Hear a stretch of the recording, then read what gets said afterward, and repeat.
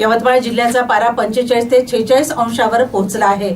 हवामान विभागाने आणखी 15 दिवस तीव्र उष्णतेची लाट राहण्याची शक्यता वर्तवली आहे।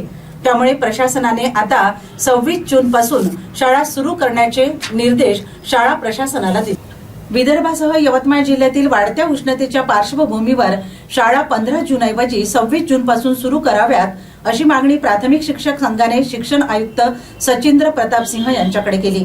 पाणी टंचाई, पत्र्याच्या वर्गखोल्यातील उष्णता आणि तांडावस्थेतील विद्यार्थ्यांना 1 ते 2 किलोमीटर पायी प्रवास करावा लागत असल्याने विद्यार्थ्यांच्या आरोग्यावर परिणाम होण्याची शक्यता असल्याचे संघाने निवेदनात म्हटले आहे।